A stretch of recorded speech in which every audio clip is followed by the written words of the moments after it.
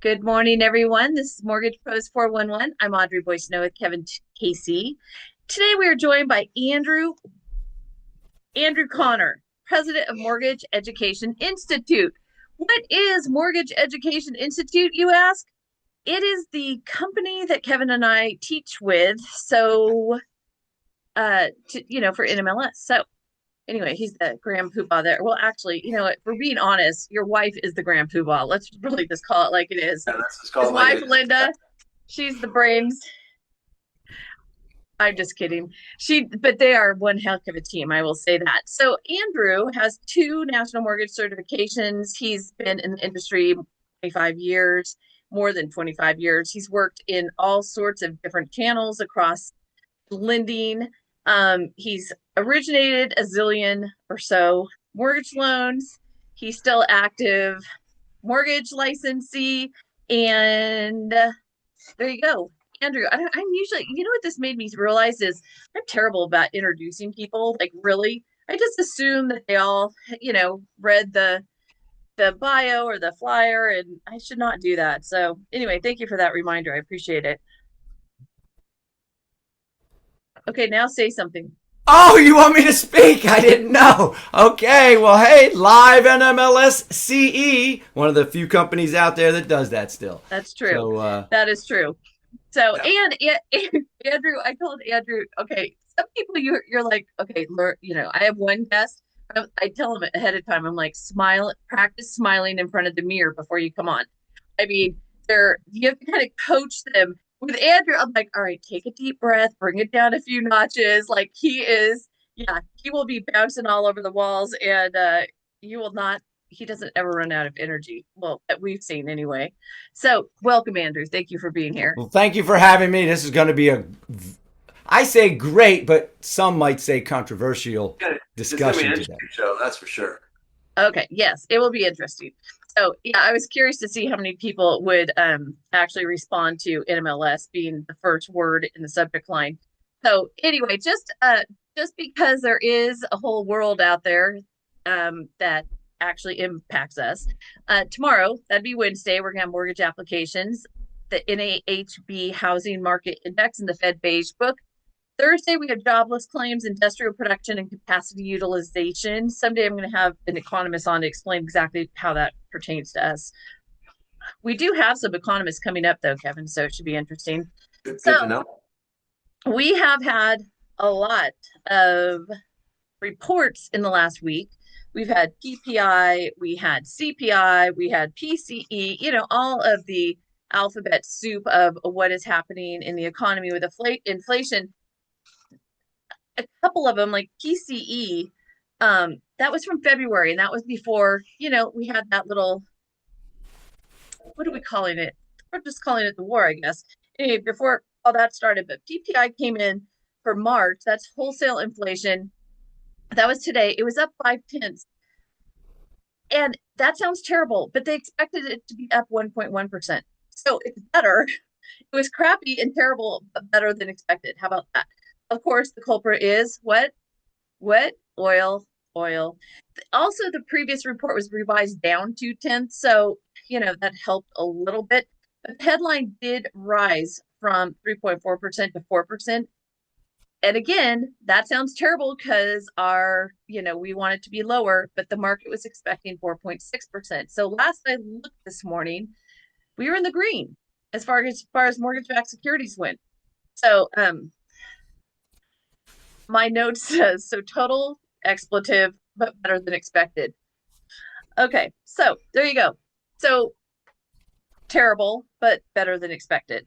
ADP came in, and actually, this is another interesting one. This is their weekly report. So for the 4 weeks ending March 28th, and we're up 39,000 jobs a week. So that's a little better than we had been seeing for a while.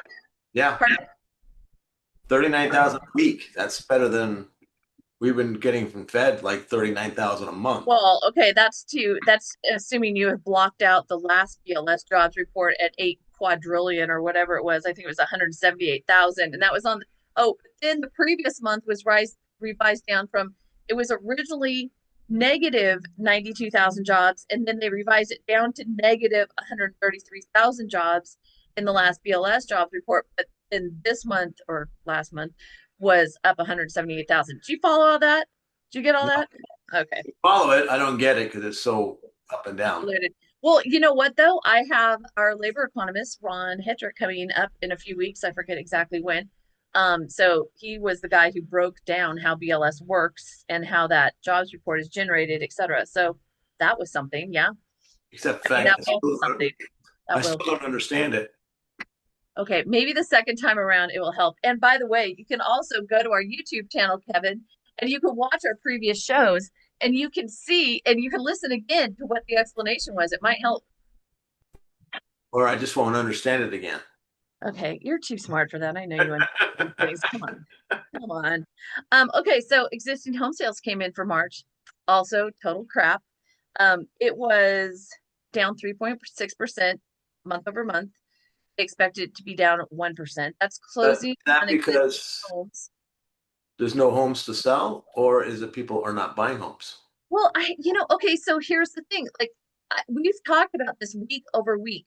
So again, I have clients who put an offer in yesterday, and there were 3 offers on this Yeah, house. I've heard the same Everything, thing. Multiple everything, offers. all of it, it's all multiple offers. So it is very regionalized, I think. Andrew, do you have any insight into this? You're talking to people all over the country. What are they saying about, like inventory levels and multiple offers, etc.? I see more multiple offers. And so it's almost going back to now, not as extreme as it was when, remember, 70 offers on one house, but that is happening. And there's this fear of shortage still. So that multiple offers is still a valid, it is occurring more and more now. So you are in Missouri and Florida. Those are your 2 home bases, yes? Correct. And so you're seeing this not, I mean, so again, we're in the Bay Area in California, and we can agree that that might be a little bit of an aberration at times. But you're in a completely different part of the country. You're seeing the same thing. That is fascinating. Yes, in Missouri, you'd think, okay, let's just take us the middle of the country, and somebody right now they're looking at houses, and yes, people they're not. I guess I'm very surprised, but the homes aren't staying on the market very long. But here's why, and it's different areas. It's more affordable in Missouri, home prices. So if you're looking for that home in that middle range where somebody, household can afford, we're not talking about some of the higher areas that are just priced outrageously. So yes, Missouri, not necessarily a problem. But there is competition because there's not a lot of inventory. So there's how I look at that. So what would a normal house in Missouri cost? I have no idea. I have a lady right now shopping. It was 214,000 for a 4-bedroom, Wow. 3-bath, 2,500 square feet. 214,000, and even might have just a little bit of land. You can probably buy 100 acres for with a nice house on it. I'm not making this up. 100 acres. Call me, look me up. I know of one for about 100 acres, even more, for 800, maybe 900. And it's still close enough to where you can drive to a good economy, meaning you're not so far rural that you can't get anywhere. Pretty decent. Whereas how long a drive? Well, 10 to 15 minutes. Oh, and by the way, I forgot to tell you, that's 10 or 15 miles. Where some people it's 10 miles and that's an hour. Okay, this is like no time at all. Otherwise, a half an hour, 35, even 45 minutes. But guess what, folks? That's 45 miles. And then you have an economy where you can get a job and what have you. If you pay like 800,000 or 900,000, less than $1 million, you could buy 150 acres with a beautiful home and everything. I'm not kidding. Wow. the heck would you do with 150 acres unless you want to, I don't know, maybe I get some sheep. You want privacy. What do you do with you need that much privacy, Andrew? Tell us, uh, dude. uh, no neighbors. Oh my God, that is crazy. See, I think my almost half an acre is awesome where I live. And I look out my windows, I don't see much in terms of people. I mean, yeah, so yeah, that's so you cannot build an ADU where we live for $214,000. Sell the rest of the land if you don't want it. That is amazing. Okay, Yeah. so but it's good to hear from other parts of the country and know what is happening there versus, like I don't want to be in a bubble, although sometimes I guess we are. And yes, some parts of the country with those high inflated prices, even parts of Florida, you just can't afford it. But when you go in other parts of the country that they're, I mean, sure, there's limited inventory, and yes, there's multiple offers, but prices are actually reasonable. Well, they came out with again the existing home sales report, and in within that is an inventory component. So they are saying that we have 1.36 million units, and that's up 3% month over month, 2.3% year over year. It's a 4.1 month supply That's what for I was going to ask. 4.1 4.4. months. Yeah, like I said, they don't stay on the market very long. What? They don't stay on the market very long. Yeah, okay. Well, here we go. So, first time home buyers are 32% of the market. That's the same as last year. Investors, 18% of the market. Last year it was 15%. Cash buyers, 27% of the market. Last year, 26%. 18% sold above list. Last year was 21%. And days on the market is at 41 on average. And a year ago, it was 36 days. So it is, but again, it varies across the country. And what we're seeing big time is what have you done with the property? Does somebody walk in and go, oh, this is so beautiful? Or do people walk in and they have no vision whatsoever? They can't even imagine the paint a different color on the walls. And they just look around and go, ugh, and they leave. So, do you have a property that has been updated appropriately, marketed appropriately, um, Staged. staged? Thank you. In our area, do you have to stage there, Andrew? Are people staging the properties, or are they just empty? Or I mean, are they making everyone move out like they do So, here? so you have to understand the type of home, the type of market where you're at. If you're trying to sell a lake house on Lake of the Ozarks, which is our area where we're at, which is our economy, yes, they stage those homes. But if Okay. you're trying to buy the first time home buyer, Uh-huh. no. And I will tell you that you do get both. You do, and it's unfortunately fortunate to say that sometimes you get. I can't say you get one more than the other. You get both. One that has no vision, and yet it's a fixer upper, and that's what I bought a year. We're talking 30 some odd years ago. We bought our very first house, and it was a fixer upper, but we bought it cheap, and then that money gets rolled into the profit, gets rolled into the next home, and you keep accelerating that over time. Other times there's people that say, well, I want my perfect home, and even then they will go out and then they'll try and get a manufactured because they can spec it out, so to speak, like a car. And whether that's good or bad, that's not my point, but there are both still in the marketplace. But staging homes in more, and I don't say rural negatively, but in more rural areas, that's not an issue. In fact, sometimes people like to see it empty because some people just are cluttered, and because those rural homes, those people then they need to move out and buy something else. So they're either Yeah, same problem they have with people moving their clutter from one house to the next house.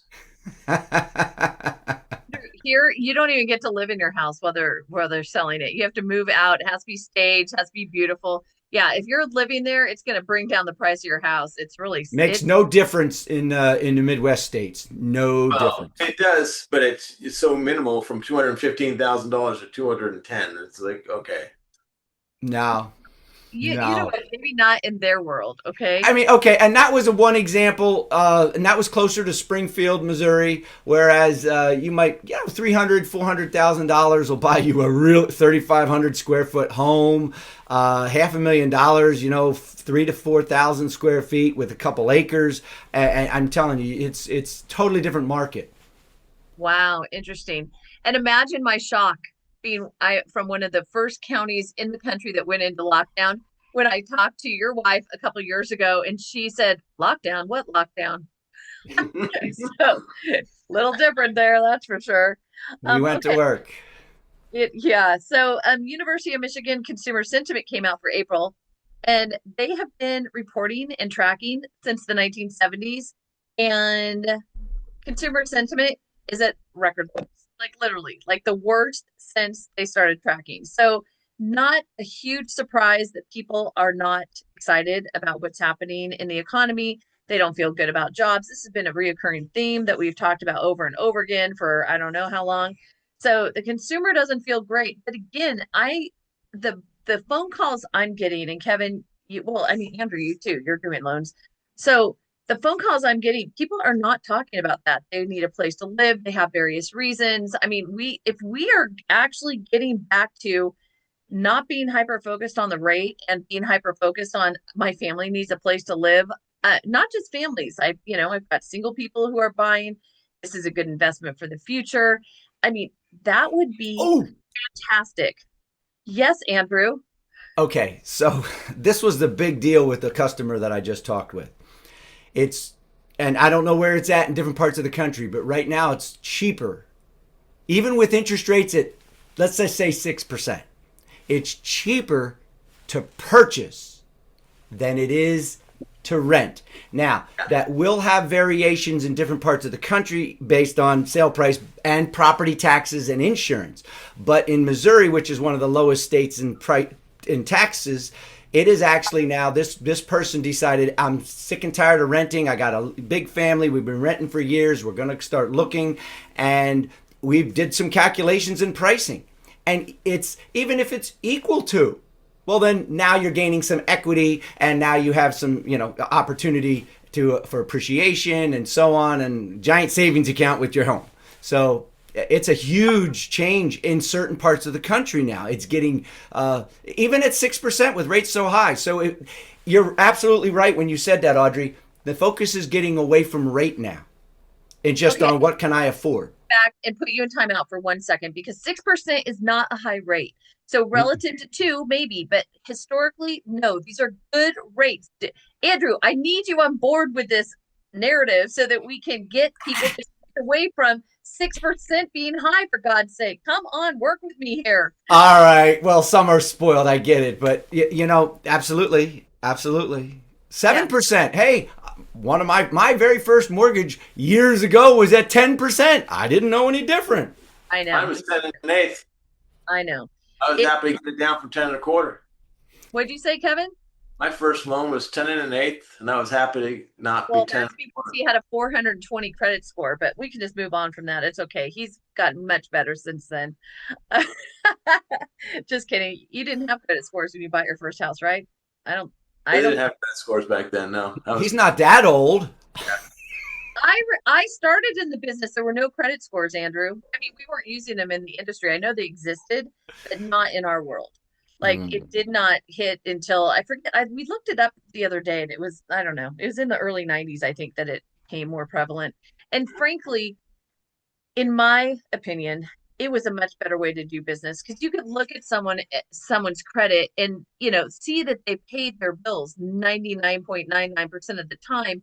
And the one Sears late that every consumer in America had, that drops your credit score 100 points.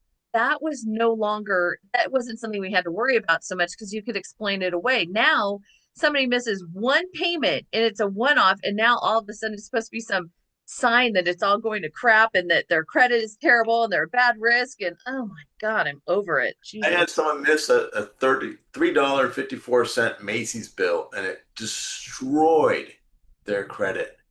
It was they moved, they didn't update their Macy's Yep, card. yep. Boom, they didn't forgot they put that charge on. Yes, yes. Oh my God. They went from like, a 780 FICO score down to like a 640, and it was just a mess. I had Well, a similar situation with an older borrower who had had a gas card on his credit for, I'm not joking, 50 years. 50 years of perfect payment. So he like somehow pulled it out of his wallet one day and used it for a tank of gas, never thinking I'm never going to get the bill and I'm going to forget, which he did. And that decimated his credit scores. Or my other borrower who the dentist didn't generate any sort of bill if it was less than $1, and they were sent to collections over 78 cents in interest. And that, so these kinds of things, there should be some sort of something where you can, I don't know, I just think it could use some work.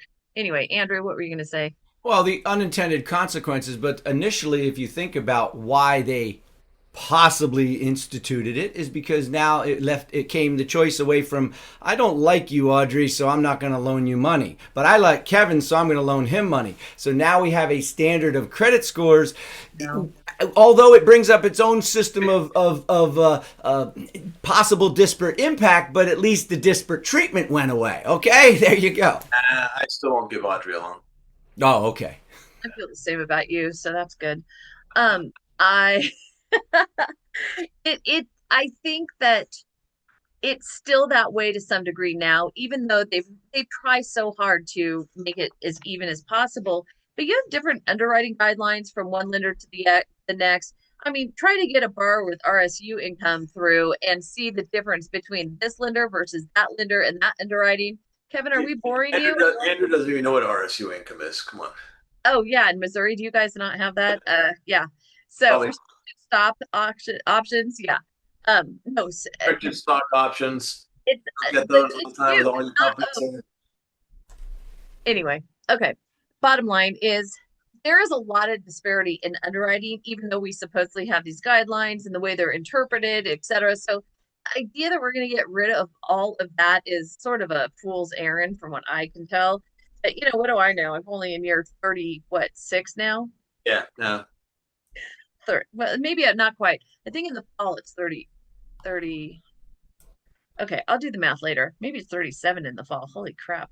Anyway, just a little reminder that we need to keep an eye on the appraisal changes that are happening as we speak because we have a November 2nd guide drop dead date as far as having to be transitioned over to the new appraisal form, Huh? which is UAD 3.6. The other day I sort of stepped on it and did call it the wrong thing. So anyway, yeah, that's coming. I haven't seen one of the new ones yet, but I haven't either.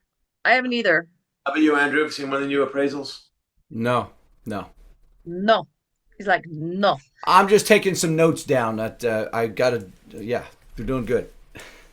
Thanks. Thanks for the thumbs up. Appreciate it. Um, it's funny because when we're going through the economic news, everything right now is so dependent on what's going on with oil, what's going on with the Strait of Hormuz, what's happening in the war, right? So, yeah, so we talk about these things, but then it's all, like today when we get the PPI, yeah, PPI today. I had it mixed up this morning.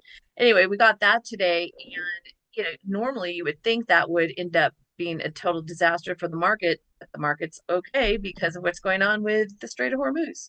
So fingers crossed, all this madness ends shortly.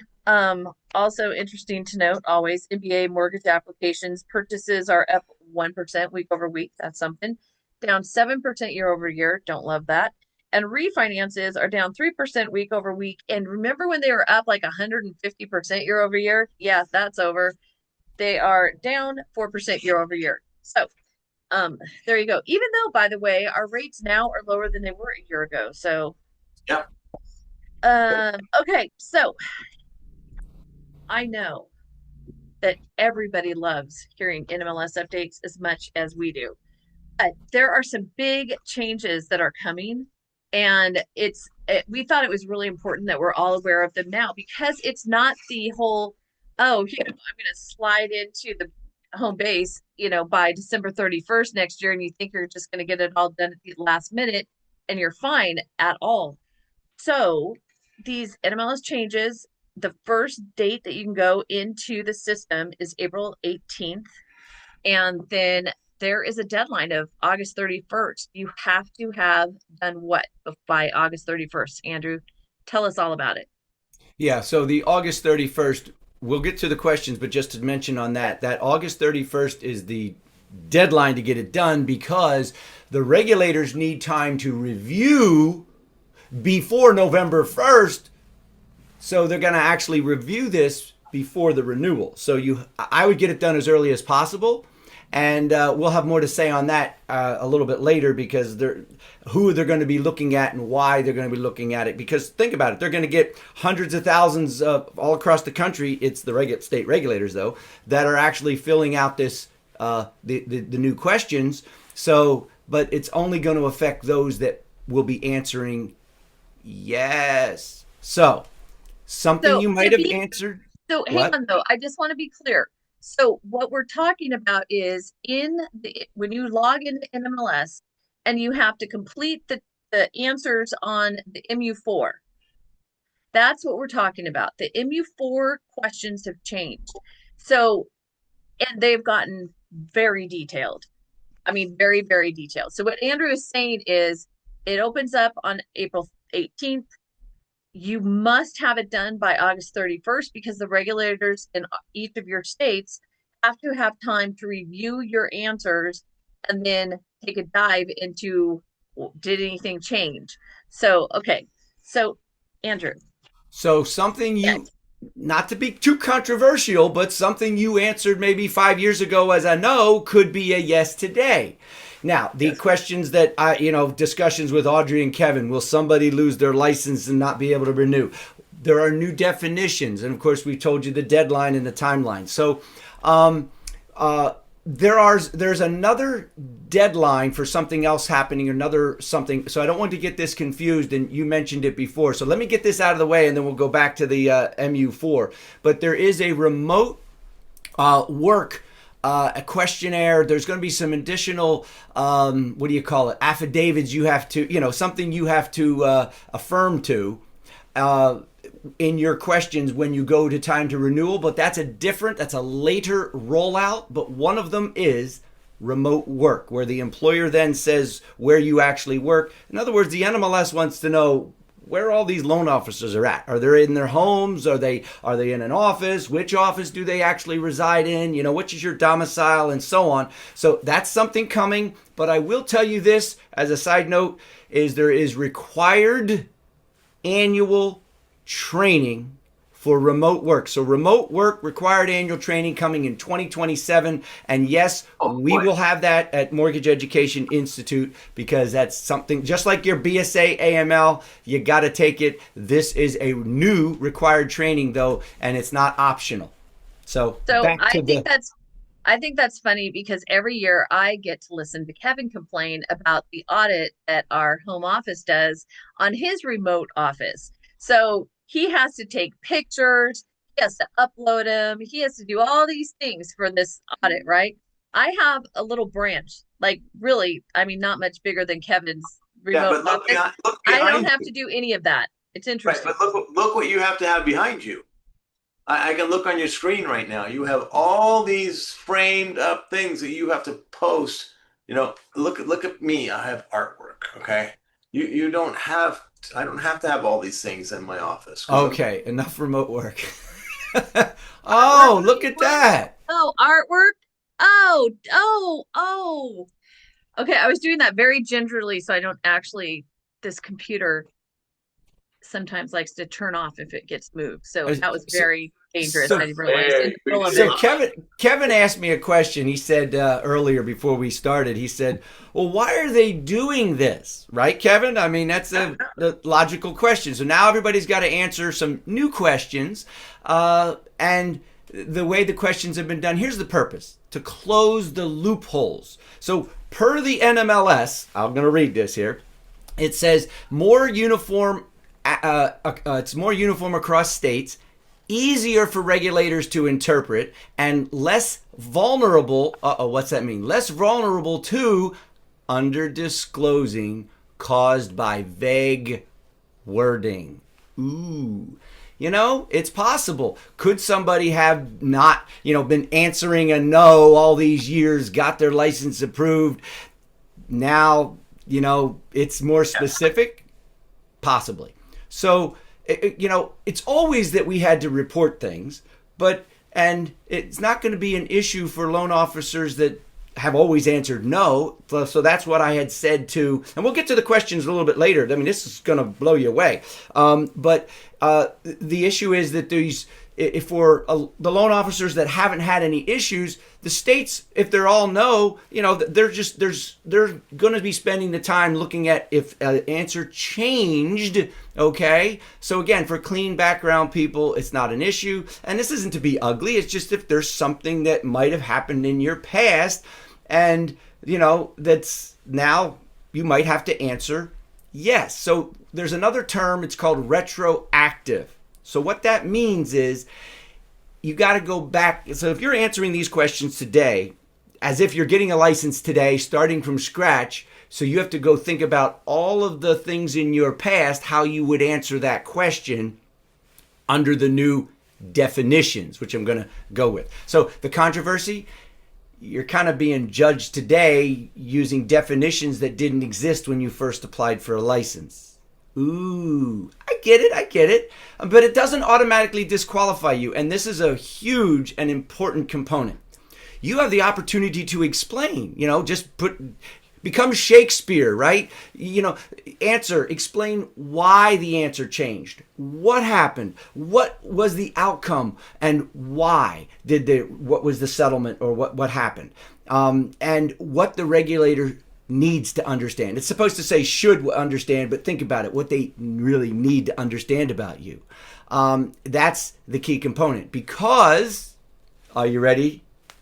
The word found, if you're found guilty, okay, makes sense. Convictions, consent orders, regulatory actions, cease and desist, you are found.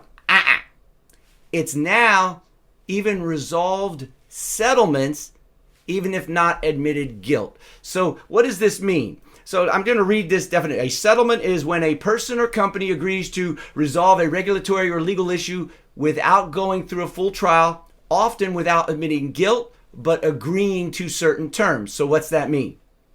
You're not required to disclose something you're now required to disclose something you settled, even if you never had admitted guilt. In other words, here's the key word: public agreements. So even if it's not called a settlement, you just not in a court anymore. It doesn't matter. You already had to disclose public settlements. Now they're making it clear that you also have to disclose public agreements, even if it wasn't called a settlement or admission of guilt. So I'm going to run through some examples. It got dismissed because of that settlement. You were working with the state.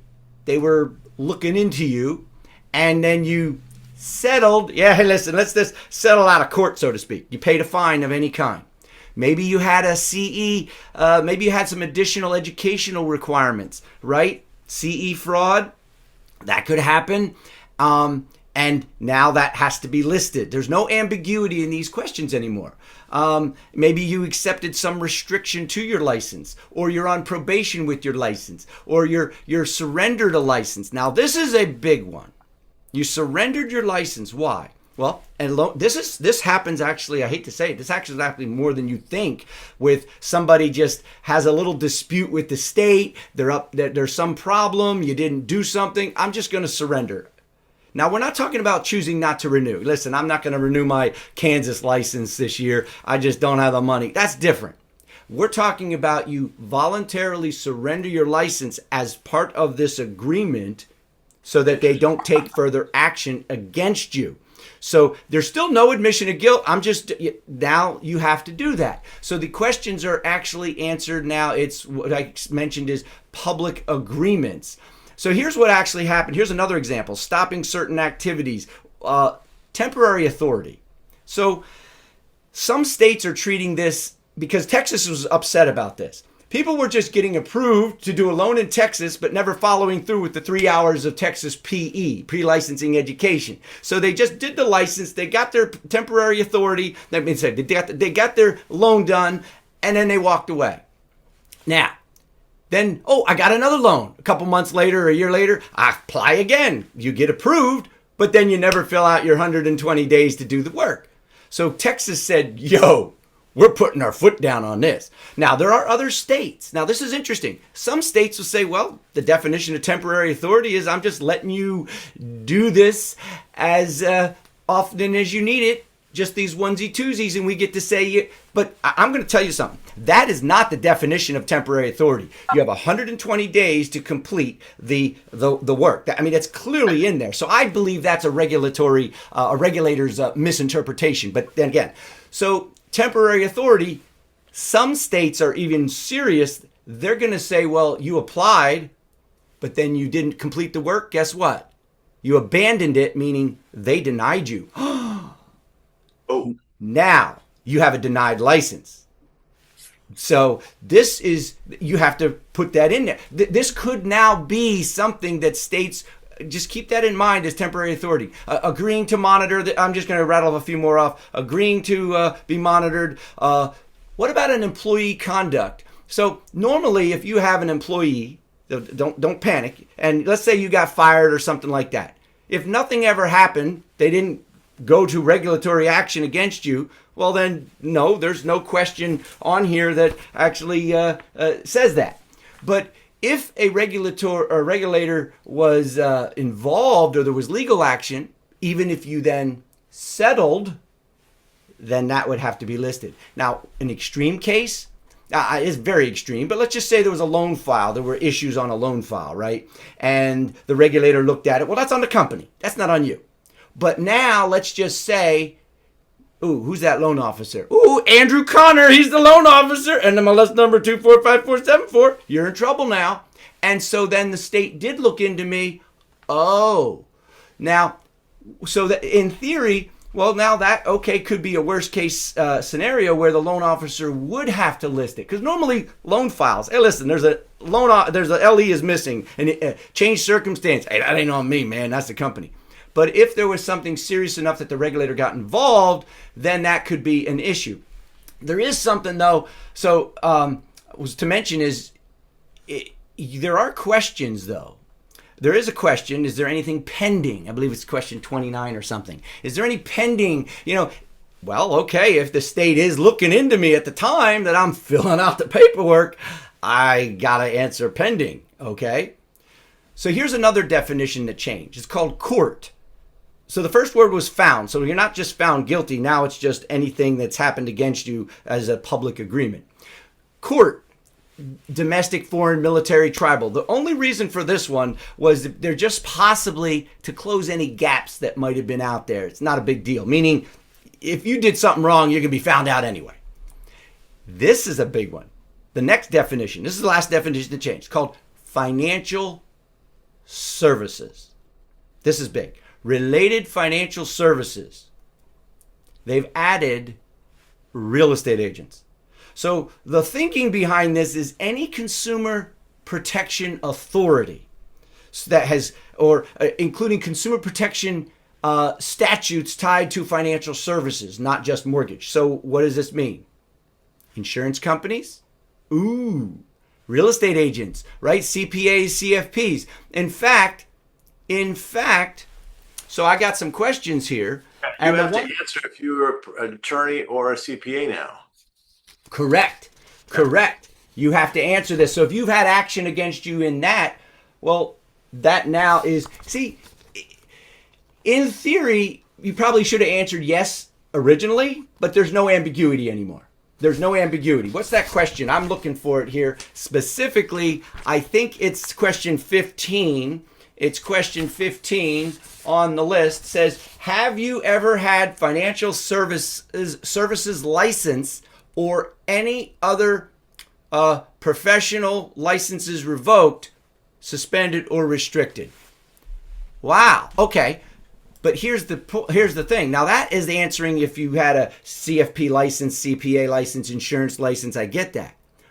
But by sheer definition, are you ready? By sheer definition, financial services means this is for insurance, real estate, CFPs, CPAs, you name it. You got to answer this the same because the definition of financial services has changed. Wow. That's a big deal because some people may have had something in the past. Maybe they've been working on Wall Street or something and it's happened. So there are questions that have changed. The very first question, 1A, is brand new. And so here's the question. There it is. I'm not going to show you. But 1A, there's A, B, C, D. Has any court, now remember, court is just expanded to make sure there's no loopholes. You ain't getting out of it, okay? No court. Found that you made a false statement or omission or you were dishonest, unfair, or unethical? So that's a brand new question. The rest of them, B, C, D, there's just been reworded. They actually broke out one of the questions. So one of the other things they did was they took some questions and split them into two because they wanted to make sure they could expand them a little bit. There was no ambiguity because what happens is words will get lost. So you might say, oh, no, that doesn't apply to me, so no. But now they're breaking it out. Possibly maybe the first one's no and the next one's yes because they're breaking it out into specifics now. And they also did was, question number one is probably the most controversial. Okay, just keep that in mind if you had some kind of problem. But they've also added not applicable for certain questions because a forced yes or no answer could be misleading in some cases. It's just not applicable. So, and then some questions now use the word any. Any action, right? We have some more. Let's see. On foreclosure question, they have the foreclosure question now. They clarified. Did you know it also included commercial property?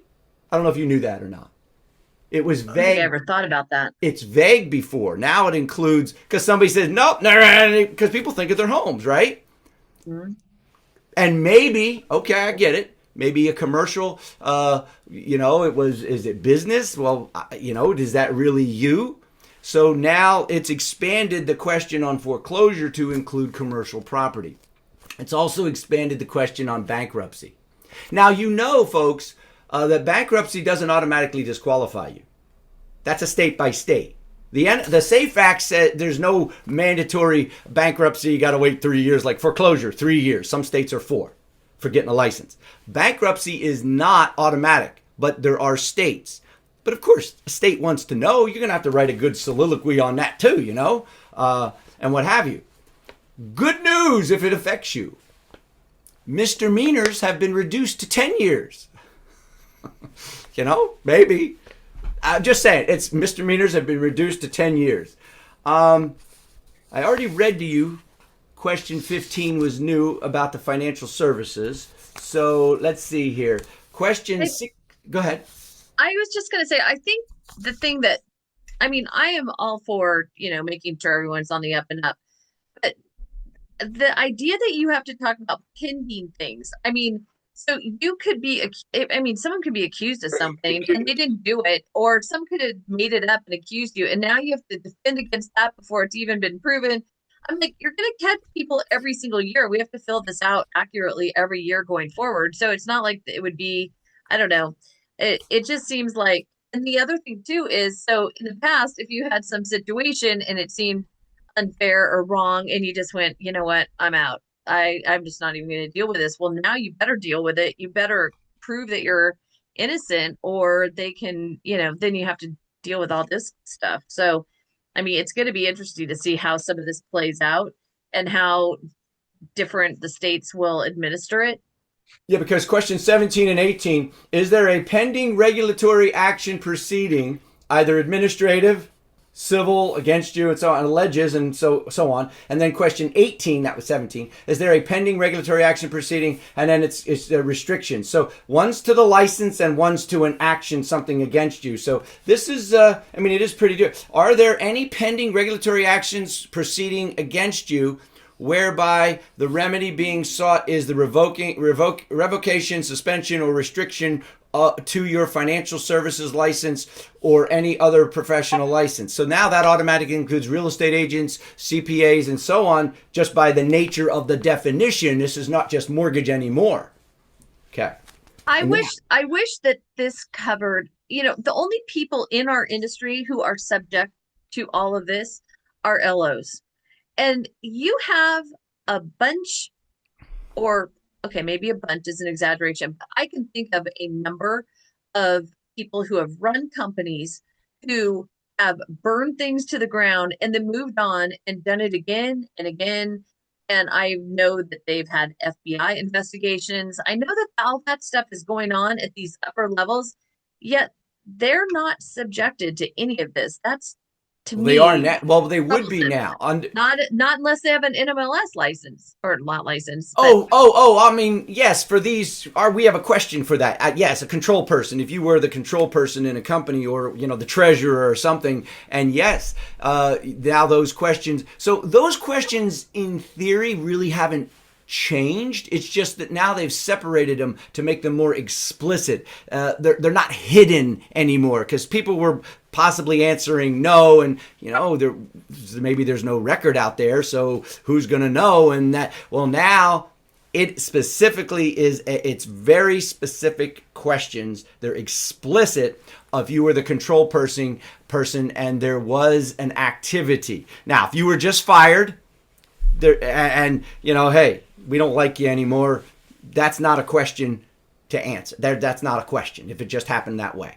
So the control person, that's an interesting, does it affect? Well, it says anything. It does not specific of the financial services. So it doesn't. It's maybe you were the treasurer of your the Boy Scouts. I don't know. Open that up. Well, I mean, I it was years and years ago. I was president of Walnut Creek Little League, if you can imagine, and we had a treasurer who was great, been there forever.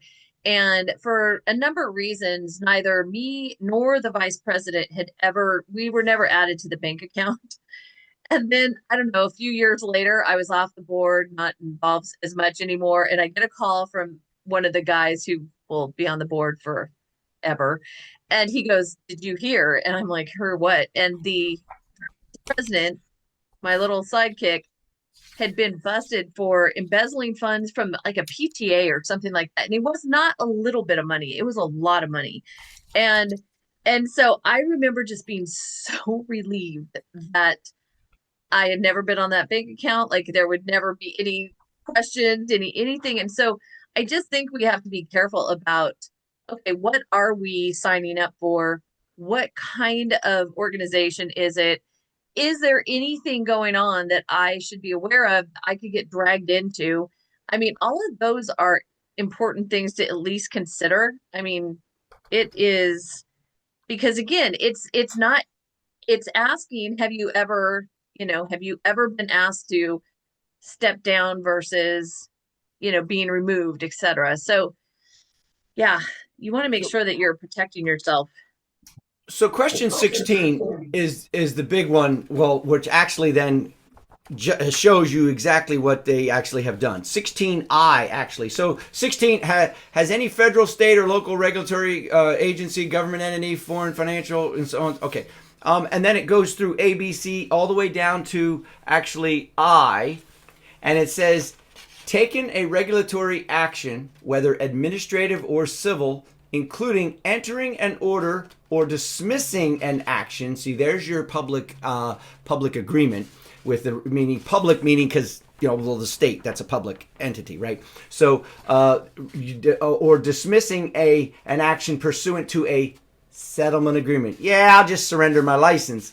So settlement agreement against you in connection with any license or registration. So this also, by the way, is for bankers. This is licensed or registered. These are the questions that everybody fills out. They're not just attacking us. These are for the folks at the depositories as well. So this is for the entirety of the industry.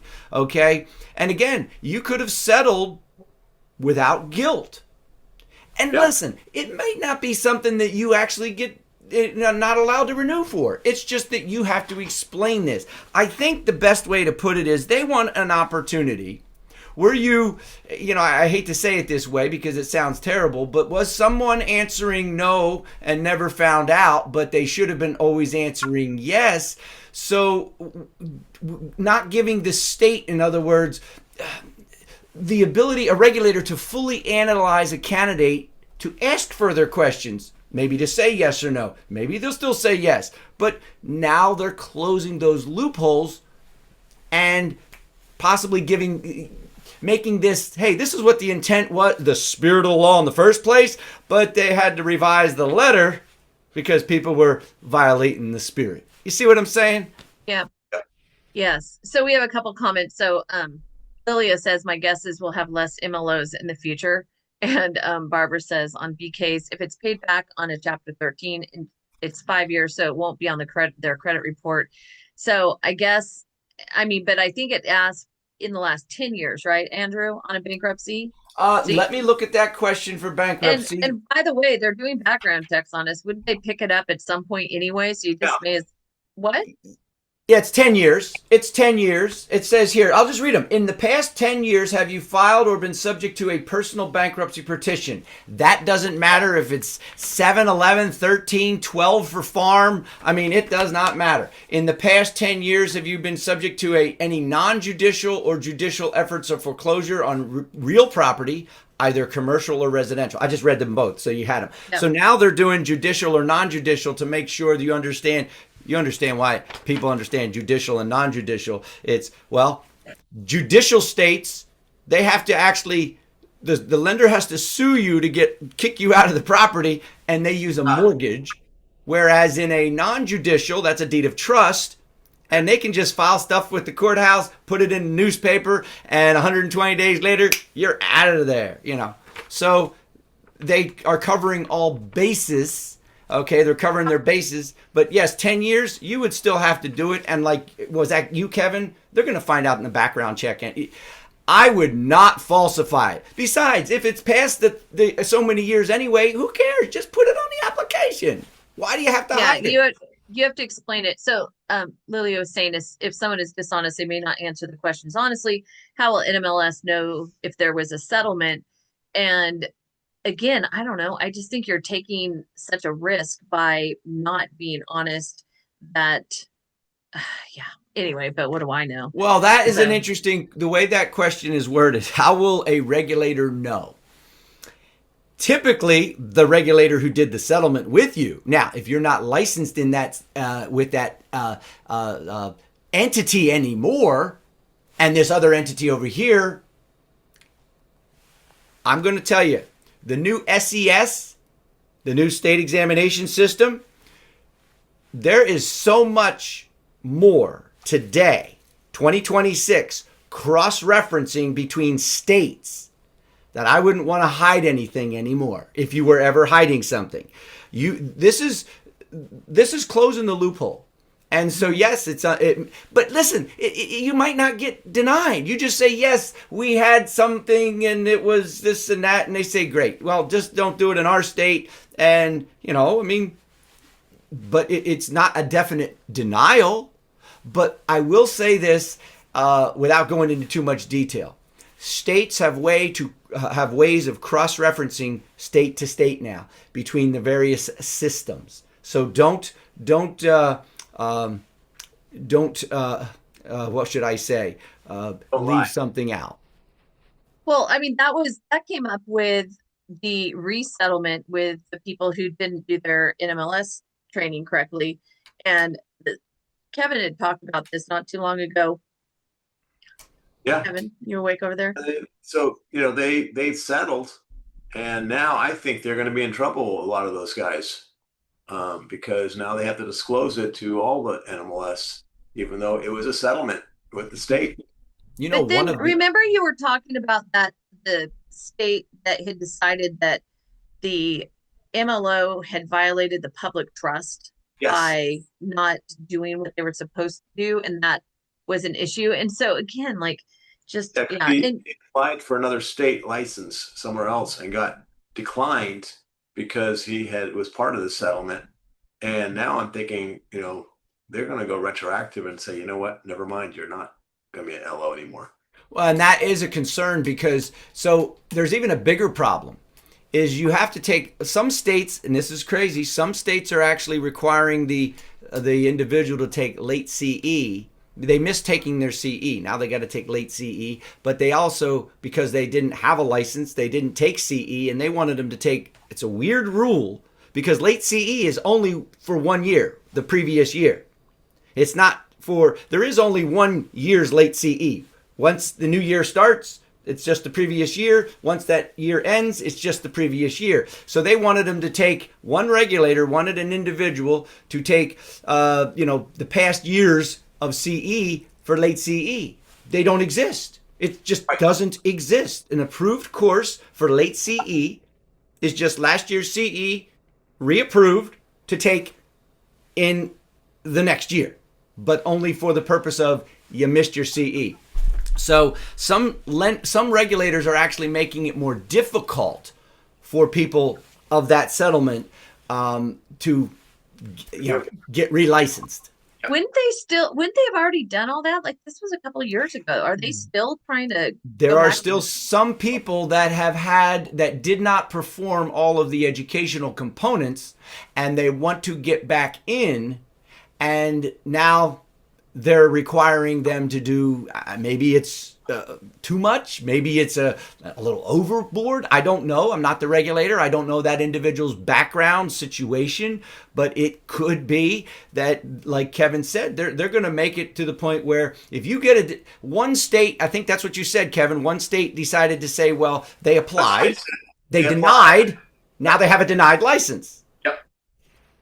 And Well, that's I one of the mean, things. And now all the other states are going, oh, you have a denied license, trickle, trickle, trickle, trickle, boom, all of them go. Because that is one of the Safe Act items that says if you've ever had a denied, revoked, suspended license, and so on, you can't get a mortgage license. Okay, could a state make an exception? Yes, they do. There are some states when you have an action. It's just amazing. I think this was in our CE course.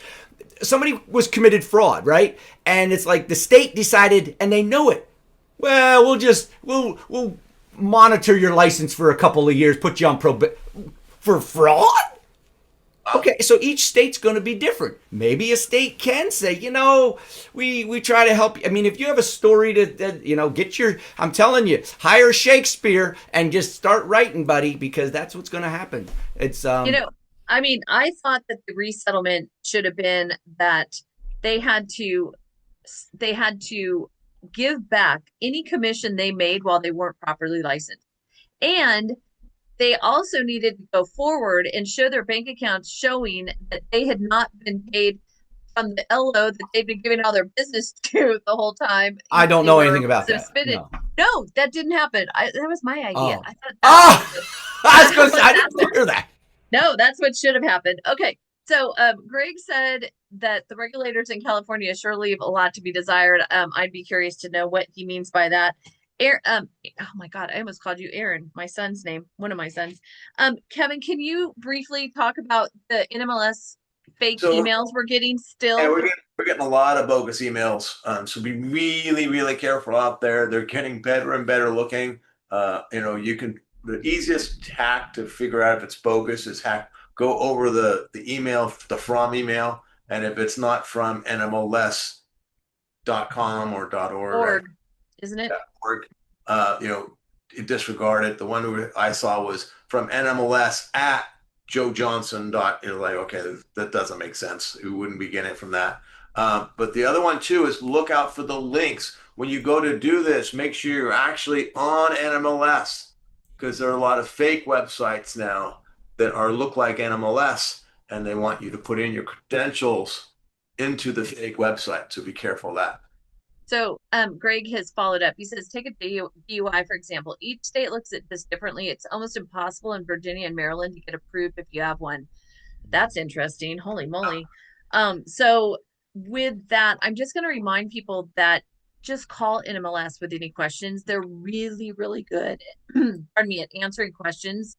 And that is the fastest, easiest way to fix any issue you have, to navigate their new website, etc. And so, and don't wait. To Andrew's point, it opens up on the 18th. Get on it, get it done way before the 31st of August. Yeah, I see you. Hang on. Okay. So, anyway, go, Andrew, go.